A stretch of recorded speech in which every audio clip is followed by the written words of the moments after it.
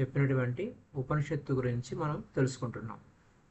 ఇందులో కేవలం శ్వాస అనుసంధానమే ఆ మనో చిత్తవృత్తి నిరోధం అవుతుందనే విషయాల గురించి విస్తారంగా చెప్తున్నమైనాన్ని ఈ ఎపిసోడ్లో తెలుసుకుందాం. Let's go to the topic. అంటే మోక్షానికి తత్వజ్ఞానము, మనోనాశనము, వాసనాక్షయం ఇవి ముఖ్య సాధనాలుగా చెప్పారు. దీనివలన ఏం జరుగుతుంది? జీవన్ముక్తి వస్తుంది. రకరకాల దశల్లో విదేహముక్తి, జీవన్ముక్తి అనేది. చిత్తం యొక్క ఉత్పత్తి నాశనము, చిత్తము యొక్క ఉత్పత్తి నాశనం ప్రకారాలని హనుమంతునికి బోధిస్తున్నారు శ్రీరామచంద్ర వారు. అయితే ఇక్కడ ఈ భావనలు ఎందుకు చంచలమైనాయి, ఆలోచనలు ఎందుకు చంచలమైనాయి? అనేక జన్మల చేత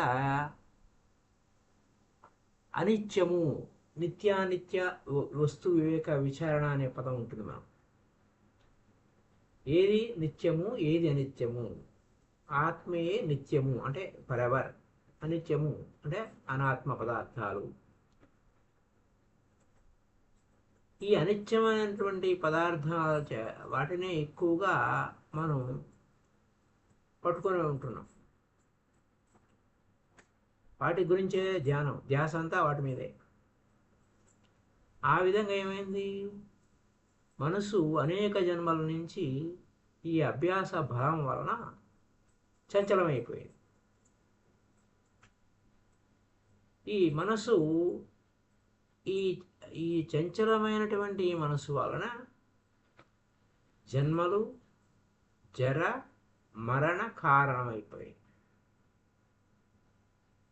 అంటే ఇక్కడ మళ్ళీ ఈ యొక్క జననము, జర అంటే వృద్ధాప్యము, మరణము కారణమైపోయింది. ఇదే హేతు. ఈ దృఢమైన అనేక జన్మల పరంపరచే అలవాటు పడినటువంటి రకరకాల వ్యవహారాలు ఇవే సత్యము అని అనుకుంటుంది. ఈ భోగాలే సత్యము అనే భావనచే సంచలమైపోయింది ఈ చిత్తం. మరి అనేకమైనటువంటి ఆ విధంగా అనేకమైనటువంటి జన్మలు ఎత్తుతున్నాం. అనేక జన్మలు, మళ్ళా జర అంటే ముసలితనము, మరణము హేతు అవుతుంది అన్నమాట. సరే, ఈ యొక్క విషయాలు ఎలా ఉన్నాయంటే వాసనలు అన్నారు.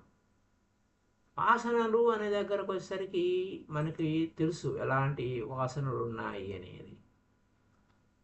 వాసన త్రయం అని చెప్పేసి చెప్పుకుంటూ వచ్చాం. దేహవాసన, లోకవాసన, శాస్త్రవాసన అని.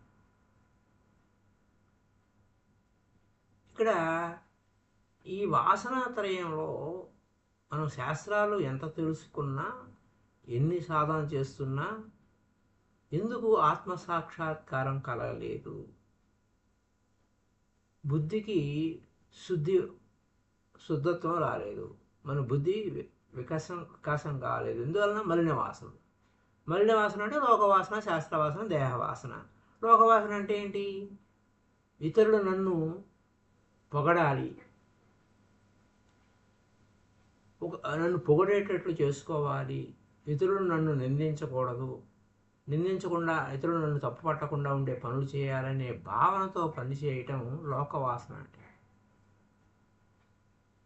మరి దానికి ఆ లోకవాసన వదిలేయాలంటే ఏం చేయాలి? ఇతరులు వారు నిందిస్తే ఏమి, స్తుతిస్తే ఏమి పట్టించుకోకుండా ఉండాలి. తుల్య నింద స్తుతిర్ మౌని అంటారు. వారు స్తుతిస్తే ఏమి, పొగిడితే ఏమిటి, తిట్టితే ఏమిటి, అవి పట్టించుకోకుండా నీకు ఏది హితమో దానికోసం పనిచేయవయ్యా. ఈ లోకవాసన విడిచిపెట్టే వ్యవహారం. శాస్త్రవాసన అనేసరికి మనకి అనేక శాస్త్రాలు అవి అభ్యసించాలి, ఇవి అభ్యసించాలి అనేటువంటి వ్యసనం. అభ్యాసం కోసం అనేక విధాలైన శాస్త్రాలు సంగ్రహించాం, బాగానే ఉంది. వాటిని వెతుకడం అనే భూశాస్త్ర వ్యసనం ఇక్కడ. అంతేకాకుండా ఈ శాస్త్రాల్లో ఈ కర్మానుష్ఠానమే జీవితం అంతా గడిపేయటం, అది కూడా ఈ అనుష్ఠానం కూడా, కర్మానుష్ఠానం కూడా వ్యసనమే. ఆ పైగా కర్మల యందు శ్రద్ధ అనే జడత్వాన్ని విడిచిపెట్టాలి. ఈ కర్మవాసన మళ్ళా పునర్జన్మకు కారణం అవుతుంది. అలాగే శాస్త్రవాసన దర్పం, నాకు అన్ని శాస్త్రాలు వధించాను, వాటిని అవకాశం పెట్టాను, అది చేశాను, ఇది చేశాను, ఇవన్నీ దర్పం పెరుగుతుంది. మరేం చేయాలి? పరమార్థం ఏమిటి, తత్వం ఏమిటి తెలుసుకొని ఇంతవరకు శాస్త్రాలు తిరగేయాలి. అలా తెలుసుకున్న తర్వాత వాటిని పక్కన పెట్టి నువ్వు ఆ భగవద్గీత చదివావు, లేదా బైబిల్ చదివావు, లేదా ఖురాన్ చదివావు, ఏదైనా చదివావు. చదివిన తర్వాత వాటిని పక్కన పెట్టి ఆచరణలో తీసుకోవాలి. ఆచరణకు ప్రాధాన్యత ఇవ్వాలి. మరి దేహ వాసన అంటే దేహాత్మ బుద్ధి అంటే ఏంటి? దేహమే నేను అనే బుద్ధి, దేహమే నేను అనే బుద్ధి. ఇంకా ఈ దేహ పోషణతోనే తిన్నామా, పడుకున్నామా, తెల్లారిందా అని మొత్తం జీవితం అంతా దానికే వెచ్చిస్తూ ఉంటాం. ఇలా మళ్ళా ఇంకా దేహవాసన అంటే ఇంకా దేహానికి మనం చేసేటువంటి రకరకాల వ్యవహారాలన్నీ మనకు తెలుసు. అంటే సుగంధ తైలాలు, వస్త్రభూషణాలు ఇవన్నీ అంటూ ఉంటాయి. అలాగే పుణ్యం కోసం గంగా స్నానాలు, అలాగే మళ్ళీ ఇంకా పుణ్యం కోసమే కాకుండా మళ్ళీ సాలగ్రామాలు సంపాదించడం, దోషాలు పోగొట్టుకోవడానికి ఇంకా రకరకాల వ్యవహారాలు, ఇవన్నీ జ్ఞానానికి ప్రతిబంధక. జ్ఞానమే ముక్తినిస్తుంది. వీటి వల్ల మనకి ఏ ముక్తి రాదు, ప్రతిబంధకాలు. ఈ వాసనలన్నిటిని తొలగించుకుంటే మన బుద్ధి ఏమవుతుంది? చక్కగా సరైన స్థితికి వస్తుంది, రకరకాల వ్యవహారాల నుంచి బయటకు వచ్చేస్తుంది. అది అక్కడ ఉన్నటువంటి కీ పాయింట్ అన్నమాట. సో మై డియర్ ఫ్రెండ్స్, ఇంకేంటంటే ఈ వాసనలు బాగానే ఉంది. ఈ వాసనల వలన ఏమైంది? ఈ వాసనలను వదిలిపెట్టేసాం. మలిన వాసనను వదిలిపెట్టేస్తే ఇంకా ప్రాణ సంచలము, ఈ చిత్తానికి ఎక్కువ బీజం వచ్చేసింది. సంసార వాసనలు ఇవన్నీ పెట్టాం, బాగానే. మనసు అనే వృక్షానికి ప్రాణస్పందన ఏమిటాయా? వాసన. రెండు కారణాలు. ఆ రెండిట్లో ఒకటి క్షీణిస్తే రెండోది పోతుంది. అంటే అందుకోసమే మనం శ్వాస గమనింపు వలన ఆ ప్రాణ సంచలనము నెమ్మదిగా స్లో అవుతుంది. అలా స్లో అవటం వలన మిగతావన్నీ పోతాయి. సో మనసు అనే వృక్షానికి అభివృద్ధి ఏంటి? ఈ ప్రాణము. ఈ ప్రాణ సంచలన, ప్రాణం అటు ఇటు కొట్టుకులాడగడానికి మలిన వాసనలు రెండు కారణాలు. ఈ శ్వాస ఆడుతుంది, అలాగే మలిన వాసన అంటే ఏంటో తెలుసుకున్నాం. రెండు కారణాలు వాసనాత్రయాల గురించి. ఇవి బలంగా ఉంటే జ్ఞానోదయం కాదు. మనకి జ్ఞానం కావాలి అనుకున్నప్పుడు ఈ యొక్క మలిన వాసనలను తగ్గించుకోవాలి, లేదా ప్రాణ సంచలనం తగ్గించాలి. కాబట్టి నువ్వు అపిచేదసి పాపేభ్య సర్వేభ్య పాపకృత్తమా అంటే నువ్వు ఎటువంటి పాపం చేసిన వాడేవంటి, ఎటువంటి పాపులందరికంటే ఎక్కువ పాపం చేసిన వాడైనప్పటికీ జ్ఞానం అనే దానితో బయటకు వచ్చేస్తావు. వృజనం సంతృష్యసి అని. ఈ జ్ఞానం అని తప్పతావు. ఇక్కడ ఏం జరుగుతుంది? ఈయన మరి ఈ యొక్క జ్ఞానం అనే తప్ప రావాలంటే ఈ ప్రాణము శ్వాస గమనింపు. ఇక్కడ ఏంటి? ఒక నెగిటివ్ థాట్స్ అన్నీ తీసి, మలినమైన ఆలోచనల్ని తీసి శుభమైన ఆలోచనలు పెట్టుకున్న వాడే ముక్తి కోసం పరిగెడుతూ ఉంటాడు. అలా ముక్తి కోసం పరిగెట్టడం అనే పాయింట్కి వచ్చేసరికి శ్వాస గమనింపు వలన శ్వాస క్రమక్రమముగా పోయినప్పుడు ఈ ఆలోచనలన్నీ వెళ్ళిపోతాయి. అది అక్కడ మెడిటేషన్ చేతనే, ధ్యానం చేతనే ఆ ప్రాణ సాంచల్యం నశిస్తుంది. దానివలన చిత్తవృత్తి నిరోధం పూర్తిగా జరుగుతుంది. శ్వాస గమనింపు వలనే చిత్తవృత్తి నిరోధం పూర్తిగా జరుగుతుంది. అదే పాయింట్ని శ్రీరామచంద్రుడు ఆంజనేయ స్వామి వారికి చెప్తున్నాడు. అయితే ఈ భావన భవభావనాజాత్ అన్నాడు. యద్భావం తద్భవతి. బద్ధోహి బద్ధాభిమాని ముక్తోహి ముక్తాభిమాని అన్నట్టు ఇక్కడ సంసార భావన అభిమానం విడవాలి. బద్ధోహి బద్ధాభిమాని అని సంసార భావన ఇదే ఇదే ఇదే అని చెప్పి దాంట్లో అది విడవాలి. బద్ధోహి బద్ధాభిమాని, నువ్వు బద్ధుడు అయితే అది ఇదే సంసారం అంటావు. అలాగే ఈ శరీరం భావన, ఈ శరీరం అనే వాసన ఉంది కదా, శరీరం అనేది ఈ శరీరం నందు ఇక్కడ ఏంటి, దహ్యతే ఇది దేహ, దహింపబడేది దేహం. అలాగే ఈ శరీరం నాశనం అవుతుంది, ఈ వాసన కూడా వదిలివేస్తాం. దేహ వాసన వదిలేస్తాం, శాస్త్ర వాసన వదిలేస్తాం. ఇలా వదిలేసినప్పుడు ఇంకేమీ వస్తుంది నీకు? ఆ శ్వాస గమనింపు వలన, ఎరుక వలన నీ దేహము కాదు, నేను దేహంలో ఉన్నాను, అయమాత్మ బ్రహ్మ, నేనే బ్రహ్మనయ్యా అన్నాను అనుభవం కలుగుతుంది. ఆ అనుభవం కలగడం ఏమవుతుంది? ఈ పరమార్థం తెలిసింది.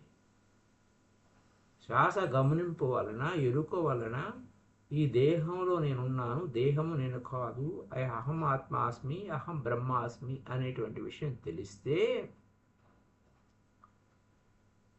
ఇంకా మిగతావన్నీ పనికి మారినవన్నీ తుప్పు రాలిపోయినట్టు రాలిపోతుంటాయి. మరిన సంస్కారాలన్నీ నశించిపోతూ ఉంటాయి. కాబట్టి ఇలా శ్రవణము, మననము, నిధిధ్యాసన, దానివలన చిత్తం, ఇక్కడ శ్రవణం వలన, మననం వలన చిత్తంలో ఉండేటువంటి వికారాలన్నీ పోతాయి. సరైన మాటలు, సరైన ఆలోచనలు మనం చేయడం జరుగుతుంది. అప్పుడు ఈ స్వయంగా మన చిత్తంలో ఉన్నటువంటి వికారాలన్నీ వెళ్ళిపోతూ ఉంటాయి, శుద్ధ సత్వం అయిపోతుంది. ఈ వాసనలు పోవటం వలన నిరంతరము ఇంకే వాసన లేదు, దేహ వాసన లేదు, ఆ యొక్క శాస్త్ర వాసన లేదు, లోక వాసన లేదు. లోకులు పలుగాకలు అంటారు కదా, లోకులు నిందిస్తూ ఉంటారు, పొగుడుతూ ఉంటారు, ఏదో చేస్తూ ఉంటారు, వాటితో పని లేదు. నీ పని ఏమిటి? ఆత్మనో మోక్షాయ, నీ మోక్షం నువ్వు సంపాదించుకోవాలి. ఇవన్నీ పోవడం వల్ల ఏమవుతుంది? నిరంతరం బ్రహ్మస్వరూపంలో ఉంటావు, శాంత స్వరూపంగా ఉంటావు. అత్యంత శాంత రూపమైనటువంటి మనస్క యోగము నిర్విఘ్నంగా ఉంటుంది. దీన్ని సీతారామాంజనేయ సంవాదంలో అమనస్క రాజయోగంగా చెప్తూ ఉంటారు. ఇక్కడ అలా ఆంజనేయ స్వామికి శ్రీరాముల వారు చెప్తున్నారు ఏమంటే అమనస్క యోగము నిర్విఘ్నంగా ఉంటుందయ్యా అంటే ఏంటి? స్వస్వరూప స్థితి. ఈ స్వస్వరూప స్థితి ఏమిటి? శుద్ధ బ్రహ్మము. అంటే ఇంకా ఈ బ్రహ్మమే తాను స్వస్వరూప స్థితిలో తాను ఉంటాడు. శుద్ధ బ్రహ్మ స్వస్వరూప స్థితిలో ఉంటాడు. అది అక్కడున్న విషయం.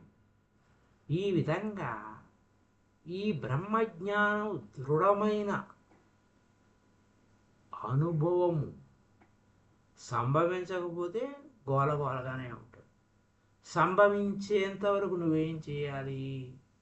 గురువు చెప్పినటువంటి గురువు వాక్కు, ఆ గురువు ఏం చెప్పాడు? శ్వాసే గురువు అన్నాడు. ఆ శ్వాస అనే గురువుని, ఆ గురువు చెప్పిన వాక్కుని, అంటే ఆ గురువు ఏం చెప్పాడు? శ్రవణం చెయ్యి, మననం చెయ్యి, అభ్యాసం చెయ్యి. శ్రవణం చెయ్యి, మననం చెయ్యి, అభ్యాసం చెయ్యి. స్వాధ్యాయం చెయ్యి, సజ్జన సాంగత్యం చెయ్యి, ధ్యానం చెయ్యి. ఈ స్వాధ్యాయము, సజ్జన సాంగత్యము, స్వాధ్యాయం వలన ఈ జ్ఞానం అనేది ఉంది. అది అపురూపమైనటువంటి జ్ఞానం ఉంది. అలాగే నువ్వు ఎప్పటికప్పుడు నువ్వు అధ్యయనం చేసుకోవటం వలన ఏ రోజుకు ఆ రోజు నేను ఏ విధంగా అద్భుతంగా ఎదుగుతున్నాను అనేటువంటి పాయింట్ అక్కడ. ఈ శ్రవణము అంటే శ్రద్ధగా వినాలి. విన్నదాన్ని తిరిగి మళ్ళీ మనం చెప్పుకోవాలి. శ్రవణము, మననము. తర్వాత నిధిధ్యాసన, దాన్ని అభ్యాసంలో తెచ్చుకోవాలి. తర్వాత సాక్షాత్కారం. ఈ సాక్షాత్కారం అంటే అహం బ్రహ్మాస్మి అనేటువంటి అనుభవంలోకి నువ్వు వస్తావు. ఈ విధంగా మరి ఆ తర్వాత నేను ఏం చెయ్యాలి అని అడుగుతున్నాను. అయ్యా, మలిన వాసనలన్నీ పోయినాయి, దృఢంగా బ్రహ్మ సాక్షాత్కారంలోనే ఉండాలి. అహం బ్రహ్మాస్మి అనేటువంటి ఆ బ్రహ్మ విద్య అందు ఏ సందేహం లేకుండా. ఇంకా సందేహం ఎందుకు? అనుభవపూర్వకమైనటువంటి జ్ఞానమే వచ్చింది కదా. సందేహం లేకుండా ఆ శాంత మనస్కుడివై నువ్వు ఉండు. అలాగే ఇంకేం కావాలి? శుభవాసన అభ్యాసం కూడా. అద్భుతమైన ఆలోచనలే చేయాలి. ఏది కావాలో దాని గురించి. మోక్ష స్థితిలో నువ్వు ఉన్నావు. ఉన్నదంతా బ్రహ్మమయమే, బ్రహ్మము తప్ప అన్యం లేదు అనేటువంటి శుభవాసన అభ్యాసం కూడా స్వరూప బ్రహ్మానంద అనుభవానికి. అయితే ఇక్కడ వాసనలు అది మంచివైన శుభాశుభ పరిత్యాగి అన్నాడు కదా. మళ్ళీ ఆ స్థితికి వెళ్ళాలి. ఆ స్థితికి వెళ్ళటం అంటే మళ్ళీ నువ్వు ఆ మలిన వాసన వదిలిపెట్టావు. మళ్ళీ ఈ శుభవాసనల విషయంలో అవి నీకు ప్రతిబంధకం కాకుండా శుభాశుభ పరిత్యాగి, భక్తిమాన్య అంటే నీకు ఒక స్వస్వరూప బ్రహ్మానంద అనుభవానికి అంతరాయం కలగకూడదు. ఆడిని కూడా విడిచిపెట్టా. శుభ అశుభ రెండింటిని వదిలిపెట్టా. శుభవాసన అశుభం కూడా అంటే ఇంకా ఆ మలిన వాసన వదిలేసా, పూర్తిగా పోయినాయి. మళ్ళీ శుభవాసన పెట్టుకోవాలి, అవి పెట్టుకోవాలి. ఇంక ఈ జన్మ జన్మని సాధించడం కోసం కాదు కదా ఇవంతా. మరి ఇటువైపు వెళ్ళాలి నువ్వు అంటే ఆ బ్రహ్మ సాక్షాత్కారం కలిగినప్పుడు బ్రహ్మ విద్య సందేహం లేకుండా ఉంది, బాగుంది, శాంతంగా ఉన్నావు. ఆ తర్వాత శుభవాసన అభ్యాస బలం. మళ్ళా శుభవాసన అభ్యాసం చేసుకుంటూ ఉంటాం వల్ల ఏమవుతుంది? అహం బ్రహ్మాస్మి, ఆ స్వస్వరూప బ్రహ్మానందము, ఆ అనుభవానికి అంతరాయం కలగకూడదు. అంచేత శుభాశుభ పరిత్యాగి, శుభము అశుభం నుండి ఇటు విడిచిపెట్టి ఆ బ్రహ్మ రూపంలో పొంది ఉండటనే తాత్పర్యం. అలా ఉండమని చెప్తున్నారు ఆయన, ఆ శ్రీరామచంద్ర వారు. ఇదే జీవన్ముక్తి, ఇదేహ కైవల్యము అని అన్నారు. అది విన్న తర్వాత హనుమంతుల వారు బాగానే ఉందండి, చిత్తనాశనము దాని ఫలం కూడా వివరించండి. చిత్తం నశించింది అంటే ఆ జీరో అయిపోయి ఫలం ఎలా ఉంటుంది దాన్ని కూడా వివరించండి అని అడిగితే శ్రీరామచంద్రుల వారు అయ్యా చిత్త నిరోధం అయిపోయింది. అయితే ఆ చిత్త నిరోధం ఎలా అయింది? చిత్తంలో ఆలోచన వచ్చినప్పుడు రూపం ఉంటుంది. ఆ స్వరూపంతో అంటే స్వరూప అంటే రూపంతో నశించిపోయింది. రూపాలు లేవు. ఇంకా రూపాలు నశించడం వలన రెండు విధాలుగా ఉంది. ఒకటి జీవన్ముక్తి యందు రూపంతో కూడిన చిత్తాకాశం శక్తి నాశనం అవుతుంది. జీవన్ముక్తిలో ఉంది, ఇంకా రూపాలు ఏం పనిలేదు అవుతుంది. మళ్ళా అదేహముక్తిగా అంటే విదేహముక్తి, సదేహముక్తి, విదేహముక్తి. జీవన్ముక్తి అంటే దేహంతో ఉండే ముక్తి పొందడం. విదేహముక్తి పొందిన తర్వాత చిత్తనాశనము. రూపం లేదు, ఇంకా నువ్వు రూపరహితుడు అవుతావు. ఈ శరీరం విడిచిపెడితే నువ్వు రూపరహితుడు అవుతావు. శరీరంలో ఉంటే రూపంతో ఉంటావు. అయితే అక్కడ ఈ ఈ చిత్త భ్రమలు ఏమి లేవు. చిత్తంలో అలా భ్రమలు ఏమి లేవు, రూపం లేకుండా ఉంది. అవి జీవన్ముక్తి స్థితి. మళ్ళీ మనోనాశనము, స్వరూపము, అరూపము అని రెండు విధాలు అంటాడు. అంటే ఏంటి?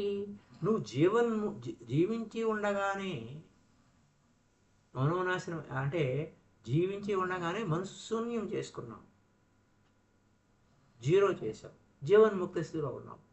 దాన్ని ఏమన్నారు? స్వరూపము. రెండవది ఈ యొక్క జీరో అయిపోయింది, ఈ జీరో స్టేట్ అయిపోయిన తర్వాత ఈ శరీరం కూడా విడిచిపెట్టిన తర్వాత అరూపము. రెండు విధాలు. సో మళ్ళీ దీన్నే మరింకోసారి చెప్పుకుంటే జీవన్ముక్తిలో ఉన్నప్పుడు చిత్తం స్వరూపంతో లయించుతుంది. చిత్తం స్వరూపంలో లయమైపోతుంది.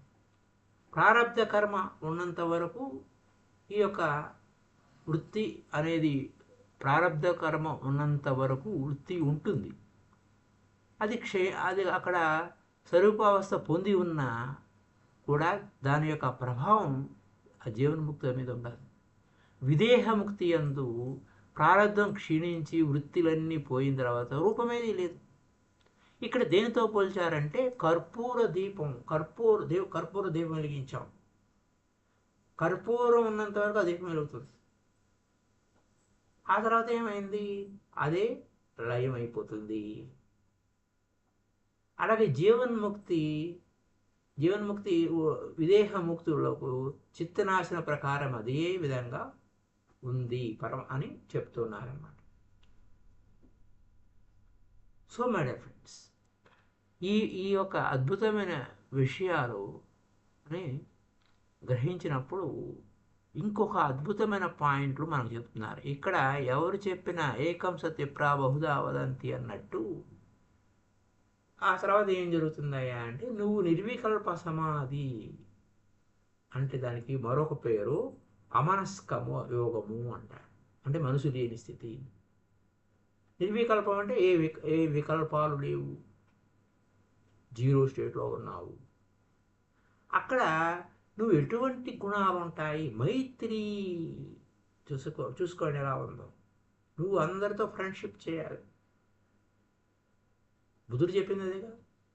అదే మైత్ర్యాది గుణములు కలవాడవై ఉండవు. శ్రీరామచంద్రుడు మరి ఆంజనేయ స్వామికి ఇదే చెప్తున్నాను, మైత్రి కలిగి ఉండవయ్యా. మైత్రితో ఉండడమే కాదు, బ్రహ్మానంద సుఖ రూపుడు అవుతావు నువ్వు. మైత్రి అంటే ఏంటి? సుఖవంతుల యందు స్నేహభావము. గొప్ప అందరూ బాగా ఉన్నారు, సుఖంగా ఉన్నారు, అందరూ హాయిగా ఉన్నారు, వాళ్ళతో స్నేహం చేయి. అలాగే దుఃఖిస్తున్నారు, కరుణ కలిగి ఉండు. దుఃఖంలో ఉన్న వారి పట్ల కరుణ కలిగి ఉండు. సుఖంగా ఉన్న వారి పట్ల స్నేహంగా ఉండు. సజ్జన సాంగత్యంలో హాయిగా ఆనందంగా ఉండు. అలాగే ఇక్కడ ఉపేక్ష. నీకంటే అంటే వీరికంటే ఇతరుల నందు అంటే దుష్ట స్వభావం ఉన్నవాడు. ఉపేక్ష అంటే ఏంటి? పైన చెప్పిన వారికంటే సుఖంగా ఉన్నవారు, మళ్ళీ సుఖంగా ఉన్నవారి పట్ల మైత్రి కలిగి ఉండమన్నారు, స్నేహభావం కలిగి ఉండమన్నారు, దుఃఖంలో ఉన్న వారి పట్ల కరుణ కలిగి ఉన్నవారు. అలాగే సజ్జన సాంగత్యం అందు సజ్జన సంగమం నందు సజ్జన సాంగత్యంలో ఆ సాంగత్యం వలన ఆనందంగా ఉండమన్నారు, ముదితంగా ఉండమన్నారు. ఉపేక్ష అంటే ఏంటంటే అజ్ఞానుల పట్ల, దుష్టుల పట్ల ఉపేక్షగా ఉన్నారు. ఇవి శ్రేష్టాలు అన్నమాట. ఇవి జ్ఞానుల యందు తరచుగా అంటే ఫ్రీక్వెంట్గా ఇవి కనబడుతూ ఉంటాయి. బుద్ధుడు చెప్పింది అదే. సో మై డియర్ ఫ్రెండ్స్, ఇంకా ఈ యొక్క వ్యవహారం వల్ల నీకు ఏం జరుగుతుంది? ఈ రూపం పోయిందయ్యా, మనోనాశనం అయిపోయింది, బాగానే ఉంది. ఏం జరుగుతుందంటే తిరిగి జన్మ పరంపరలు లేవు. నువ్వు జన్మ ఎత్తక్కర్లేదు. నువ్వు తిరిగి జన్మ ఎత్తవసరం లేనటువంటి స్థితికి చేరుకుంటావు. ఇక్కడ ఈ జీవన్ముక్తుడి యొక్క మనస్సు ఉపాధి క్షయించునంత వరకు స్వరూపంగానే ఉంటుంది. నువ్వు జీవించి ఉన్నావు, నీకు ఉపాధి అంటే శరీరం ఉంది కదా, శరీరం ఉంది. ఈ శరీరం ఉన్నంతసేపు ఇంద్రియాలు పనిచేస్తుంటాయి కూడా, ఆ మనసు కూడా ఉంది. అయినా స్వరూపంగా ఉన్నప్పటికీ మానస వ్యాపారం లయిస్తుంది. మనసు చేసే వ్యాపారం గందరగోళం. గతి సూకి నా కర్తవ్య భవిష్యం నైవేచంతే అన్నట్టు జరిగిపోయిన దాని గురించి ఆడవాడు, భవిష్యత్తు గురించి ఆందోళన పడు. ఆ విధంగా జీవన్ముక్తుడు ఉంటాడు. అలాగే జన్మ పరంపరలు లేవు ఆ జన్మముక్తునికి. అయితే ఇక్కడ ఏమైంది, ఉపాధి క్షయించలేదు కాబట్టి ఉపాధిలో ఉన్నాడు, జీవించి ఉండగానే ముక్త స్థితిలో ఉన్నాడు, మనోవ్యాపారాలు లేవు. అయితే అక్కడ ఆ మనోవ్యాపారాలు లయమైపోయినాయి. కాకపోతే స్వరూప మనోనాశనం, మనలో బొమ్మలు వస్తూ ఉంటాయి, కానీ జీవన్ముక్తికి అవి లేవు అనే point. So my dear friends, ఆ స్వరూప మనోనాశనం కూడా ఉంది అని. రూపము లేక మనసు, రూపమే లేదు, మనసు నిశేషంగా నశించుట విదేహముక్తి. ఈ విదేహముక్తి గలవాని మనసు ఇంకా రూపం లేదు. రూపమే లేకపోతే ఇంకా అక్కడ మనసు ఎక్కడ ఉంది అంటే, ఇందాక మళ్ళా ఉదాహరణ మళ్ళీ చెప్తున్నారు. కర్పూర దీపం, కర్పూరం ఉన్నంత వరకు వెలిగతి నశిస్తుంది. అక్కడనే మహాతేజస్సులో కలిసిపోయింది. సూర్యుని యొక్క తేజస్సు ఉంది, పెద్ద కాంతి. కర్పూర దీపం ఏముంది, చిన్న కాంతి. మళ్ళీ ఆ కర్పూరం ఉన్నంతసేపు అది ఉండి అది మహాతేజమైంది.